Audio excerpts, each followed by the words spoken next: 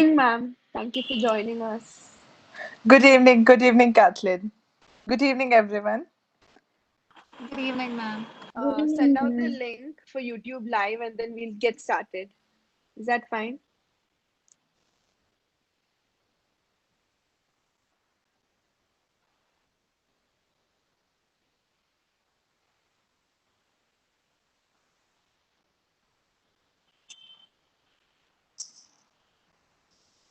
Yeah, Kathleen.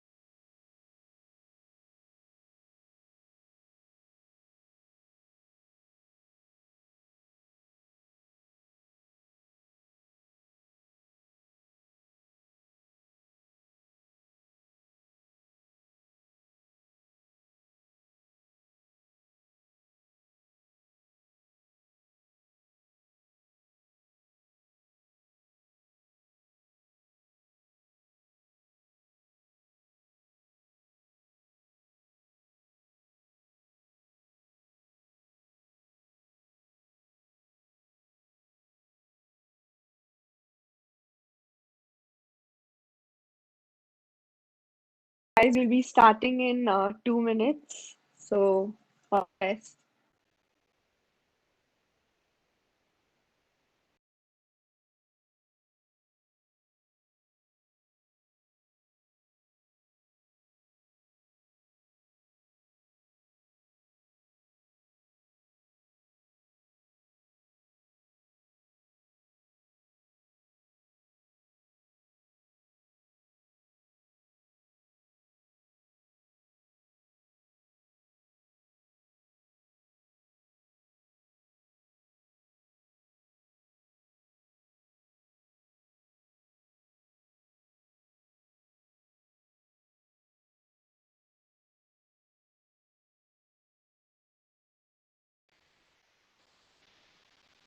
So, requesting all of you all to turn your camera on for a short period of time. All the participants as well. Too.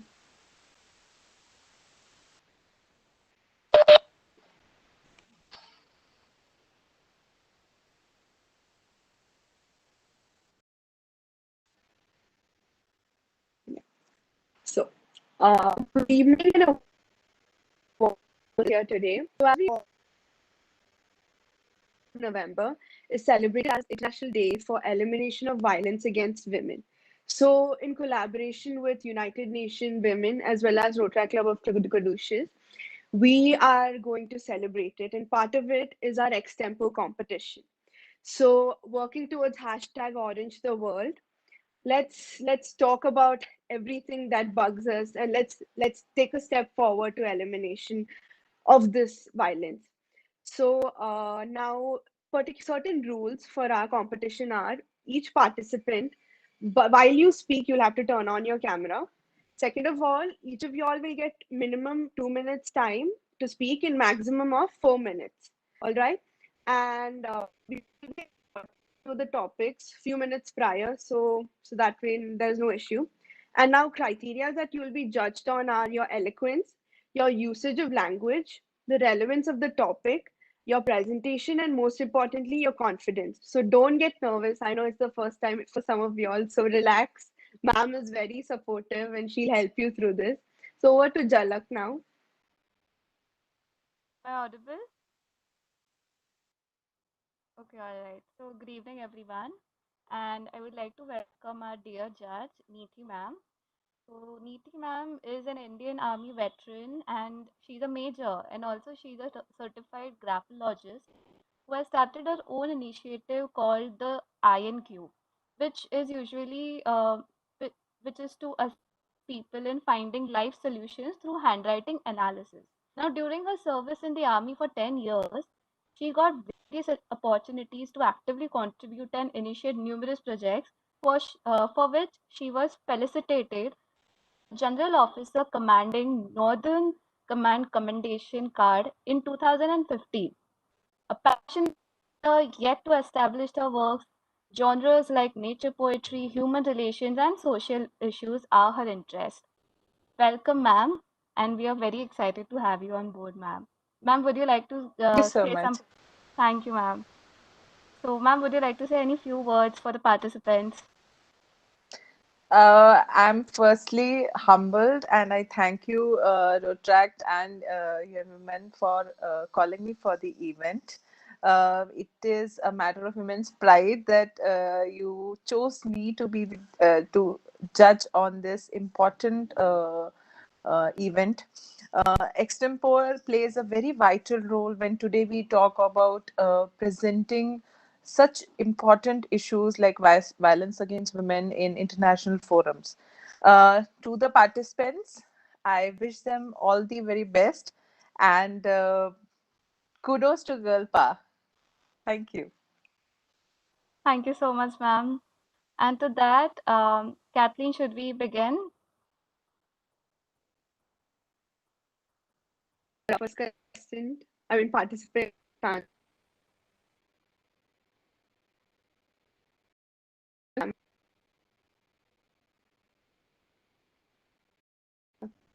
Uh,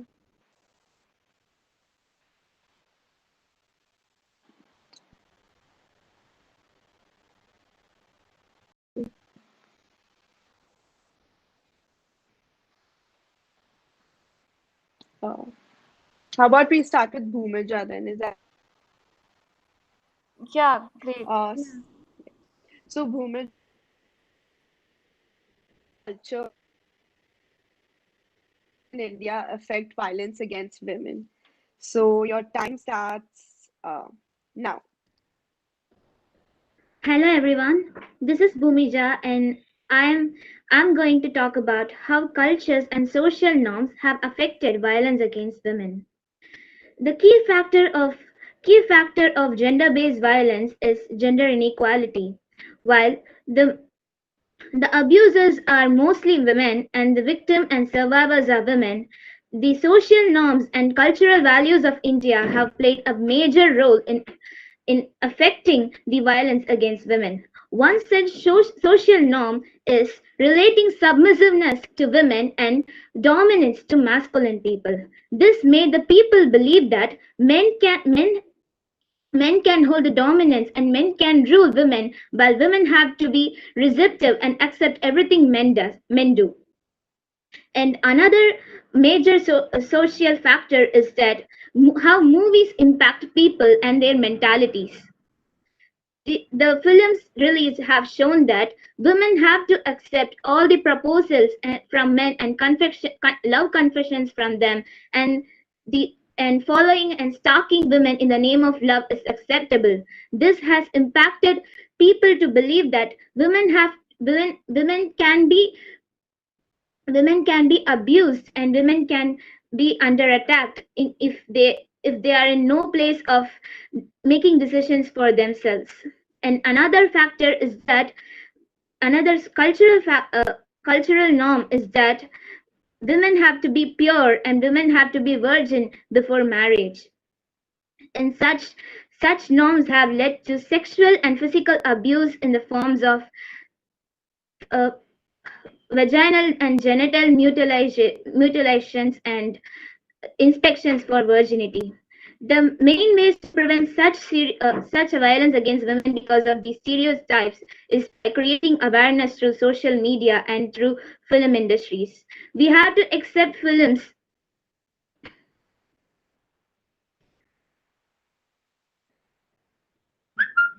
Minutes. Can you hear me? Yes, we can hear you, but then we cannot see you. I guess it is because of some low connectivity issues. All right, no You there. worries. Go Continue ahead. speaking.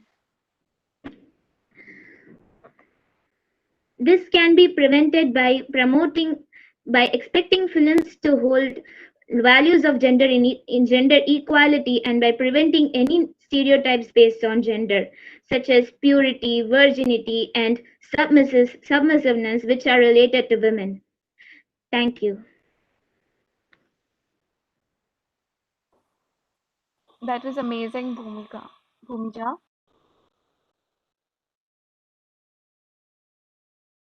Thank you.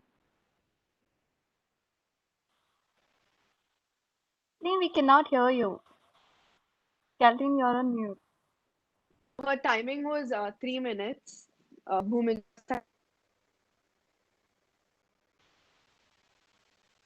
next contestant. Okay, all right. So next we have Nancy Prasad. Okay, Kritaja, all right. Yeah. Krutaja, can you turn on your Kritaja, can camera? you turn on your camera? Can you hear me?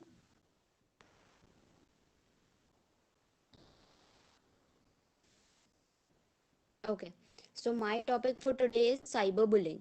So we all know what bullying is. So one person who is more in power is trying to dominate somebody else. So right now we see that online trying to intimidate other people on Facebook, Tinder, mails. They've not even left Facebook. They've not even left mails. So people direct hate speeches or they try to ask for uncensored images and they are behind the women and just intimidating them all the time. So all these things can have long lasting impact on the mental health of women, and this can lead to depression, fear, and sometimes people can even suicide. So we all know of the thing of the challenge called blue whale challenge. So in that people were asked to do certain challenges and complete those, and that was form of bullying itself. And people choose to pass comments, just slide into your DMs asking for different uncensored images and aggressive threats. So this is usually done by teenage teenage children, and this hampers confidence, and there is no specific law as of yet, but it is included under IT Act 2000. Thank you. Thank you so much, Kritaja. Thank you so much, Kritaja. That was like really good. And about cyberbullying, I think everyone over here must have faced some or the other kind of cyberbullying in our life. So with that, we'll move on to the next speaker. So we have Nancy Prasad, who will be speaking on violence against women and adulthood versus adolescence and childhood. Yeah, so Nancy.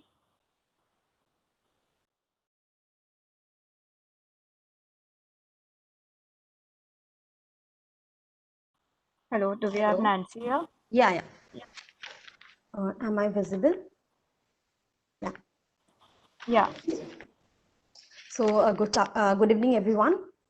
So I'm here to talk on a very serious topic: violence against women in her childhood, and compared with the violence against her after she is an adult. We as a girl has to suffer very much. It may be to struggle to be born as female feticide, and lastly, after marriage, the marital abuse. So even in this 21st century, yet our society is not ready to accept that our society should be a gender equal society, not a male dominating society. And violence against women is one of the biggest demerits of a male dominating society. So let's divide girls' life into two stages. The first stage is the childhood, and the second stage is the adulthood. So there are innumerable violence against female when she is in her childhood. The very first hurdle is when she struggles to be born. Her own parents are not ready to accept her. The crime is because she's a girl. Just because she's a girl, she's cut into pieces and thrown in a garbage bin. Even if she is lucky enough, if her parents are considerate enough to give her a life to live, there comes a second hurdle, and that is she struggles for the basic amenities that boys have the right to access to it, but girls get it as a privilege, not as a right. From the very initial stage, she has to struggle to meet the society standards. She has to learn household chores, and if she is lucky enough, she gets the education. But don't be happy. We don't get education as a right, we get it as a privilege. We have to meet all society standards before getting an education. Even if she manages to cross all the hurdles, then comes the most brutal one, that is sexual assault. This is so shameful that 1 in 9 girls under the age of 18 experiences sexual abuse. And the most drastic condition is that she is abused by her own relatives. In 90% of sexual abuse victims, the person is known person. She is not safe even in her own home. Now, when she grows up after 18, she is married. And one more thing, there is like, I don't understand why girls are to be married at the age of 18 and boys are to be married at the age of 21. Because I don't think it should be fair enough that they both should get equal opportunities. They both should have equal right to be married at the same age. But it's okay if her parents are, I don't know, but she's considered as a burden for a family. She's not, the main thing is, before marriage, she takes the name of her father, and after marriage, she takes the name of her husband. But between the transition of the surnames, she loses her identity. But after the marriage, if she goes to a good house, she has a good opportunity to, if she wants to read and all. But even if she goes to the good house, she has to follow all the social standards. She should wear a sari. Then only she will consider as a good bahu. If she doesn't wear a sari, if she is a Western girl, she is not a good wife. She is not a good uh, daughter-in-law. Even after this all hurdles, she manages to do whatever she wants to do in her life. But before marriage, she is given a choice to work. Work is not a right to her. It is never a preference for her. She is allowed by the people to work. This Thank is, you, Nancy. Your time is up. I'm sorry. thank you. That's all. Thank you so much, Nancy. That was really good. And like, you know, even though India is a developed country, I think there is always that social stigma, there is that cultural stigma which is not like it does not help us. There is no proper gender equality existing in this era right now, even though we say that there is. Yeah, actually, I wanted to put for an argument. This is not in my speech. I just wanted to ask that do we really consider rape as a violence against women? Because rape just before the marriage is considered a rape, but after the marriage it is not considered rape. So rape is not a violence against a woman. It is a violence against the family's self-respect. This I think this is the situation of our country. So yeah, still rape is not considered as a big thing. Just if you are raped, just go and marry that person, and yeah, you are privileged that he has raped you and he is ready to marry you. Thank you. Yeah, thank you so much. So we'll move ahead with our next speaker. So next we have Tanya Nagpal. She'll be speaking on the role. Yeah, hi Tanya. So your Hi, topic for hi. today is the role of gender equality in prevention of violence against women. Uh, Hi. Can you hear me? Yeah, you're audible. Yeah. Just a second. I'll start my timer also because I always get confused. Okay, all If we right. are, if we are to fight discrimination and injustice against women, we must start from the home. Or if a woman cannot be safe in her own house, then she cannot be expected to feel safe anywhere. Good evening, respected jury member, organizers, and my fellow competitors. I am Tanya Nagpal, and I'll be speaking on the topic Role of Gender Equality in Prevention of Violence Against Women. So, before moving on to that, what is gender? Gender is defined as socially constructed roles, behaviors, activities, and attributes that a society considers appropriate for a man and woman. Hence, gender is not predetermined but is constructed by the society. So, moving on to what is gender equality? The state in which access to rights or opportunities is unaffected by gender. It can be either better laws or better opportunities or better literacy rates for women. So, 1 in 3 women worldwide experience physical or sexual violence, mostly by intimate partner. Violence against women is a grave violation of human rights. But why violence against women happen? Because it is rooted in gender-based discrimination, patriarchy, and to some extent in caste-based system.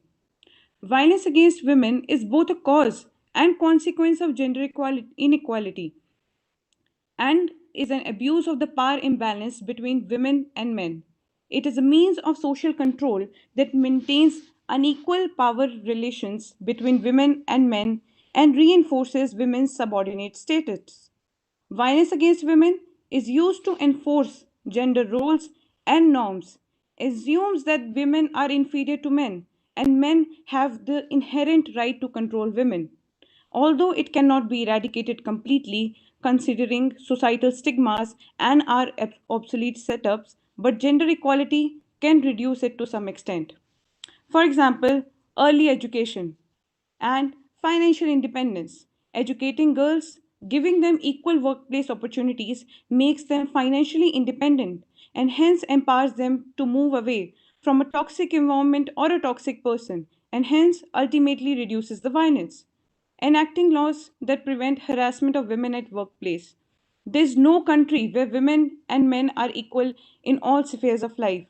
Women and girls are given inferior status and protection before the law, limited and restricted access to services, whether it's health, financial, or education, unequal access to or control over the resources, including land, property, and income, less food, poverty, and marginalization. There is a compelling evidence that gender is the most significant predictor of poverty and powerlessness. Hence, it's important to achieve gender equality to reduce violence against women. So, at the end, I would just like to say here's to strong women. May we know them, may we be them, and may we raise them. Thank you so much, everyone. Have a nice day. Thank you so much, ma'am. So, Tanya, sorry, thank you. And ma'am, there's actually one more contestant who wants to take part. I guess it'll take maybe five minutes before they join us because of some technical Sure, difficulty. sure. So, Let her Sujal, join. could you like give an overview about what our speakers spoke and what do you want to talk about? Because it's such an important topic nowadays, especially how women are being violated every day. Uh, yeah. So before I come on to violence against women, I would like to narrate a very interesting incident. I don't know how many of you would be aware of it. You all know Indra Nui? I'm very sure. Yes, Uh, yes, yes, a yes. famous Yes, entrepreneur of entrepreneur of PepsiCo, PepsiCo, right? right? So I'll narrate an incident which she told in one of her interviews. After she stepped down, she had completed her profile in the company. So she says that uh, he had to take over as the PepsiCo's president, and she went to her house, and she was very happy.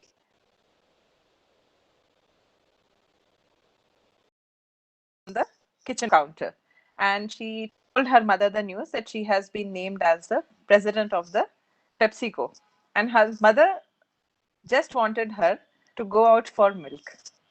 Noe's mother explained she was not a CEO. When you enter this, her mother's words, quote unquote, when you enter this house, you are the wife, you are the daughter-in-law, you are the mother. Noe, her mother saying this, and she further said nobody else can take that place. Now that's crucial. There's such a crucial thing in our upbringing as a woman. Why is it that why these roles are fixed to us? Why can't these things be, told to a boy? When when child is born, that you have to be a good boy, you have to become a good father. Uh, why isn't this in the mind of a boy?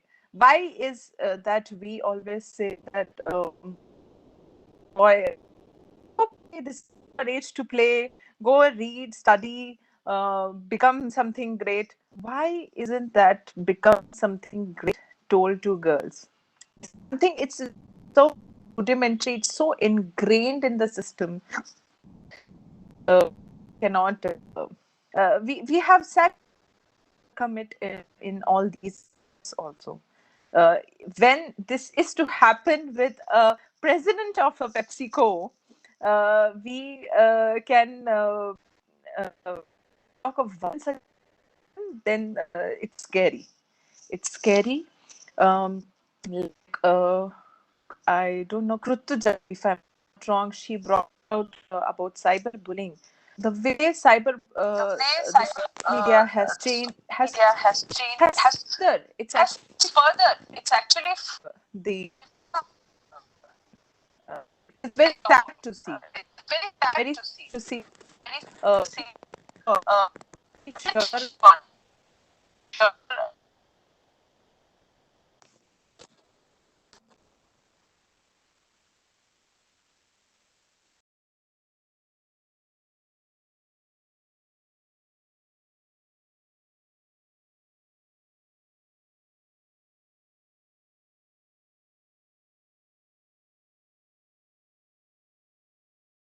Hello, ma'am. I Is guess my, there's a small network issue. yeah. So we'll wait for a couple of minutes. Minutes, yeah. Yeah. Ananya with us. Ananya, you there? Yeah, I'm here. Yeah. Hi, Ananya. So, Kathy, would you like just tell her the rules of the competition? So the rules are basically you have 2 minutes minimum speaking time, and 4 minutes maximum speaking time. And while you speak, turn on your cameras. So simple. And your topic is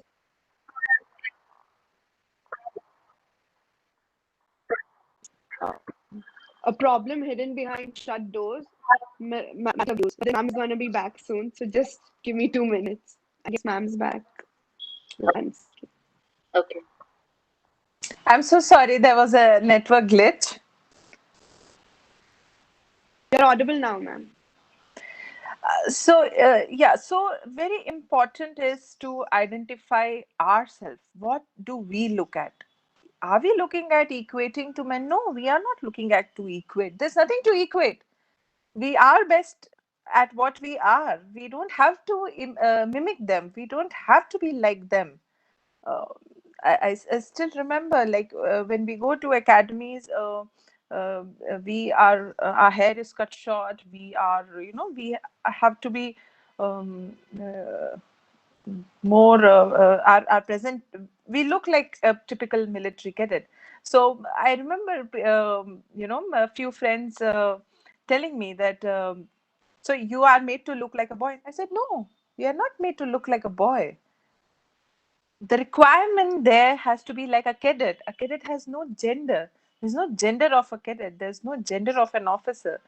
An officer, whosoever it is, irrespective of the gender, has to do those laid out norms, has to take over these required tasks. And today we are in an era, over the last 10 decades, we have seen the army growing, and today we are at a position where the women, they have come up, they have bid for the permanent commission, right? So this constant tussle of identities is something which needs to be addressed at our households. It cannot be evaded by we going to people and trying to make them understand, trying to spread awareness. That's not going to happen that way. It is each one of us individually, we have to take over that thing. If you teach your daughter how to cook, you have to teach a son how to wipe, how to clean the house. A son also should know. These are hygiene requirements. Today we are in a COVID scenario. We all should know how to self-sustain. Cooking has nothing to do with the identity of a woman. Wearing a particular dress doesn't, you can't be slut shaming, right?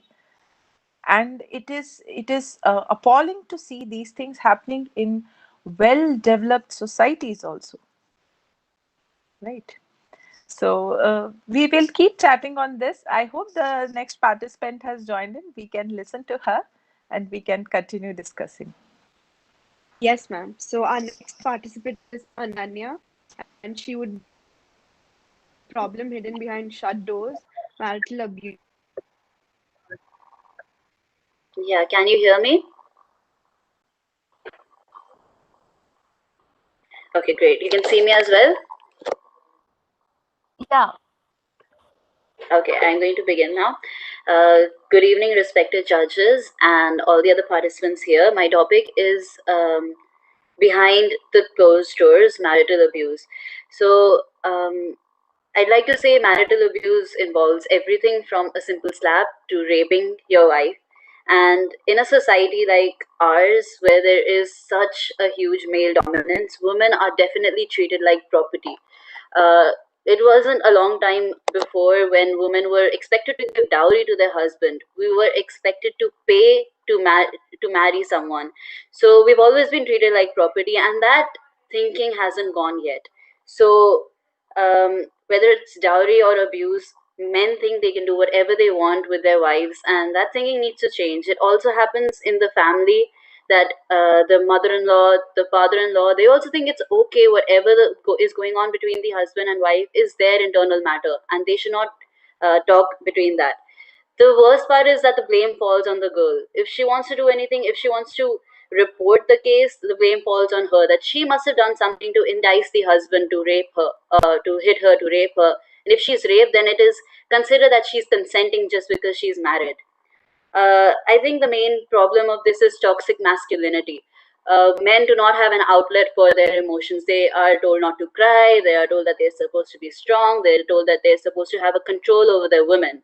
And whenever something happens in their office or anything that in general happens in their life, they take it out on their wives, which is absolutely obviously a no-no for us. But explaining this to men, it starts from home, I think, and that's what I believe. And there are beautiful movies that have depicted which help bring a change in mind, because media is one of the main factors that influences people. So one of the movies that really touched me was Thappad, in which the husband hit the wife just because she was trying to help him, in fact, and the husband hit the wife, and the wife took it to limits that where people questioned, is this even worth it? Because you got a slap. And that's where the problem is. A slap is like, how in the world do you even accept that someone raises a hand on you? You won't allow even your parents to do it, so how will someone else, a complete stranger, do that to you? So the quote from Thappad really stayed with me. It says that the mother-in-law was saying that it is our fault that we do not raise our men to not treat you like you're our property, and we do not raise our men to tell them that slapping or abuse is wrong, and it is your mother's fault to tell you to just accept it and not do anything about it. The problem is even worse in developing in villages of India, where it goes to the panchayat, who is also usually a man and who also thinks that all these matters are internal and shouldn't be out. Another problem is the law. There is no strict law for marital rape, and that is another line that we have to draw, that marital rape is a thing. So that's what I like to say about this. Thank you. Thank you so much, Ananya. So Yeah. now, ma'am, over to you with the winners, as well as what do you think about and even I think you have more to say, right, ma'am? So Firstly, I'll congratulate all the speakers. They covered the issues very well, and they showed that deliberate sensitivity to these topics, which is needed these days. We as women also many a times hesitate to discuss this topic, and platform that they could express themselves to their content, heart's content, and bring out such vital perspectives which we often ignore in our day-to-day lives. Now coming to uh, uh, the winners. Okay.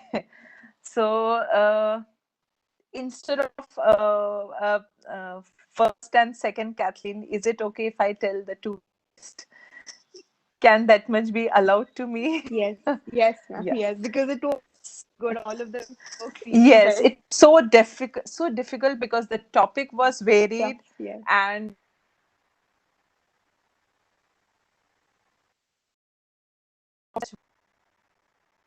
uh,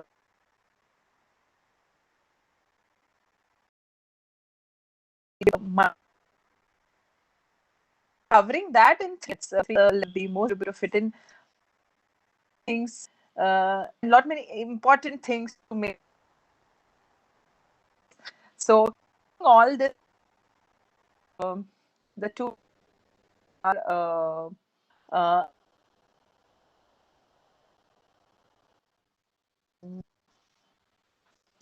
Ananya.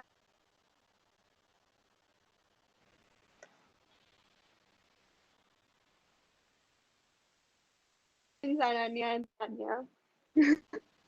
Congratulations, So Ananya and Tanya. Ma'am, requesting so all of before you them. move ahead, The, yeah, ma'am, I would just like to point out that Ananya is like, yeah, ma'am, before you move ahead, I would just like to point out one thing, that Ananya is literally like the contestant who stepped up at the end moment. Like she literally texted me 2 minutes before and she said that I want to participate. Can I please participate? So she was the one who, spoke without any kind of preparations and she did so well. So congratulations, Ananya. Thank you so much. I just like to say, like, this topic is like really close to my heart. I think it's close to every women's heart because we face such challenges every day. And when it came on the group, I was like, I totally want to take part in this. And then when it was happening, like, where was the registration? So yeah, I totally wanted to take part in this. So it was, I really like talking about such topics. That's great. That's great, Ananya. And also, Congratulations, I Sanya. would just like to say, Congratulations, Tan. Tanya as well.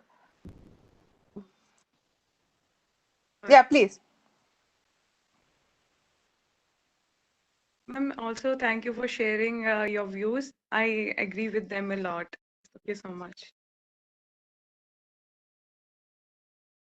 All mention all our prizes are sponsored by Chow Foundation, which is a foundation that works for the acid attack. All of it is the entire project enough, even the extempore competition. It's all a go girl, go women pro supported project. So it's all for women, by women. So it's a sweet initiative. So now a small request. Can we all just turn on the camera, all the participants, before we end so we can click a picture? Nancy, Krutaja, Bhumija, could you all turn the camera on?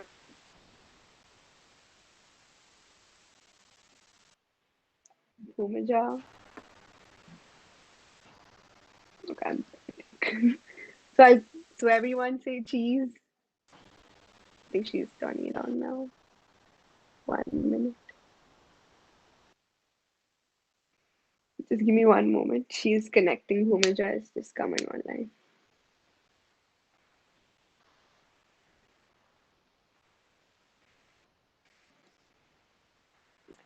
Click. One more.